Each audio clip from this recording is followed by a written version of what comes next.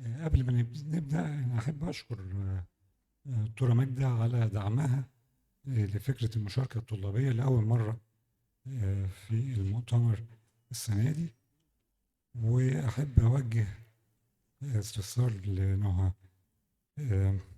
إيه الوضع المناخي حاليا دلوقتي عندنا؟ Well, as we all know, global surface temperature has increased significantly over the last 50 years and will continue to do so. Climate future includes increase in frequency and intensity of both hot extremes, droughts, heavy precipitation, and floods. آلاء، تقدري تقولي لنا إيه الجوانب الصحية اللي ممكن تتأثر بالتغيرات المناخية؟ Climate hazards affect both communicable and non-communicable diseases. Examples of non-communicable diseases include heat-related disorders, cardiopulmonary diseases, weather-related accidents, and shortage of food. This was a review article demonstrating climate change as it can affect communicable diseases through direct and indirect ways. This was described by Dr. Heidi Karamallah in this review article published in 2022 in a high-caliber medical journal, where global warming through the occurrence of mycotoxins can cause hepatocellular diseases. هنا يجي دور صوامع الغلال الجديدة اللي اتعملت في النقطة دي مقارنة بشؤون الغلال القديمة.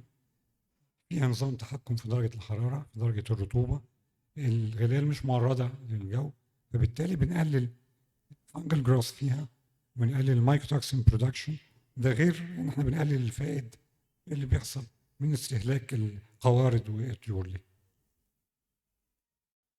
طيب هل في ممكن يبقى في تفاعل بين المناخ وبين الميكروبات اللي ممكن تسبب امراض؟ Yes, it can. Pathogens can get stronger while people may get weaker. Pathogens can get stronger through, first, longer length of likely exposure. Larval development of some mosquito vectors accelerate with rain, temperature, and humidity. Second, shorter incubation period. For Plasmodium falciparum, it reduced from 26 days at 20 degrees to 13 days at 25 degrees. Third, improved suitability for reproduction.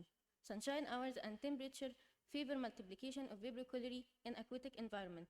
Fourth, increased pathogen virulence by increased resistance to antimicrobial agents. كده موضوع كبير، ايه رأيك يا نهى؟ Temperature surrounding the bacteria and fungi can directly affect its growth, its survival, and its adaptation. Temperature rise, in addition to selective pressure from antimicrobial agents, can be the cause of antimicrobial resistance. This figure clearly demonstrates a complete matching between the areas of temperature rise and areas with increased antimicrobial resistance, where a 10-degree rise was associated with increase in antimicrobial resistance with 4.2% for E. coli, 2.7% for Staph aureus, and 2.2% for Klebsiella pneumoniae. People can also get weaker through many ways. The most important of them is immune suppression, where a failure of the immune system to adapt to stress induced by large changes of temperature and by climatic hazards can lead to an increased level of release of cortisol. Also, malnutrition by reduction of crops by droughts, and last but not least, contamination due to the absence of clean water and absence of sanitary disposal of sewage can also cause this. وهل مدى تأثير التغيرات المناخية على الصحة كبير للدرجة دي؟ هل يستاهل الدوشة اللي على الموضوع ده؟ Approximately 2/3 of communicable diseases is affected by climate changes. طيب يعني الدنيا ضلمة خالص، مفيش أي حاجة إيجابية طلعنا بيها من وراء التغيرات المناخية دي؟ No, it isn't. Whereas the great majority of diseases were found to be aggravated by these hazards, some were found to be diminished. Warming reduces the spread of viral diseases, such as rotavirus, noroviral enteritis, influenza, SARS, and COVID-19, where the unsuitable condition of the virus and the presence of a stronger immune system in normal condition can cause this reduction. However, this effect is variable. Whereas light floods can lead to an increase in hantavirus infection through the displacement of the rodent host, heavy floods can kill the rodent host with subsequent reduction of the infection. طيب أنا برضو محتاج أعرف تفاصيل أكتر عن آلية تغير خريطة الأمراض المعدية. Global remapping of communicable disease can occur through two main mechanisms. Either pathogens get closer to people, or people get closer to pathogens. Here we have examples of climatic hazards bringing pathogens closer to people. Warming and precipitation expands the geographic area of vectors of dengue and malaria.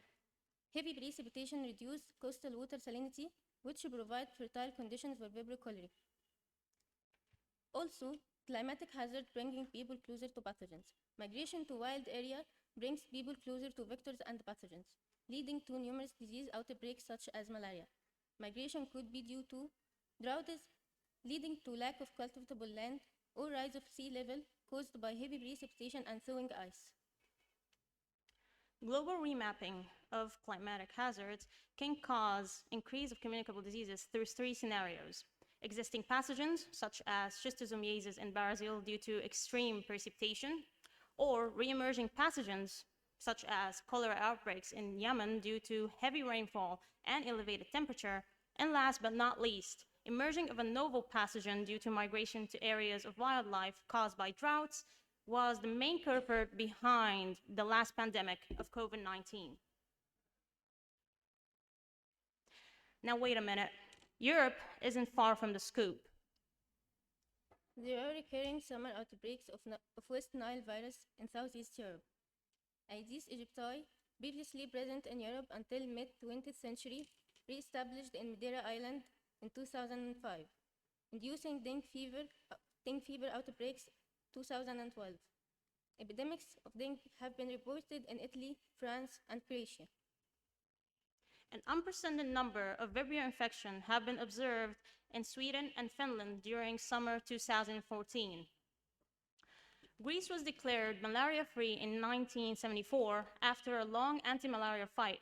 However, in 2011 through 2012, an outbreak of Plasmodium vivax was reported in an agricultural area in southern Greece. Leishmaniasis has been endemic to southern Europe for decades. It has spread northward as shown by these reports of indigenous cases in northern Italy and southern Germany. أول حل عايزين حل المشكلة دي. At the national level, adoption of measures that reduce greenhouse gas emission and environmental degradation, use of renewable energy sources, use of lower emission vehicles, change of population behavior, and funding research to mitigate the health effects of climate change. Luckily, last November, Egypt hosted the 27th Conference of Parties, COP27, to the United Nations Framework Convention on Climate Change. In response to the recommendation, green hydrogen technology is being adopted as an eco-friendly source of energy. At a hospital level, in our clinical practice, we should rationalize air conditioning use in healthcare facilities, reduce wastes, banish inhalers using hydrofluorocarbons as propellants, avoid the use of brochures and documents as a source of paper, and reduce overscreening, overdiagnosis, and overtreatment. Last but not least, our infectious disease community must be prepared to recognize and respond to climate-related changes in the diseases we treat. So please stay green and stay safe. Thank you.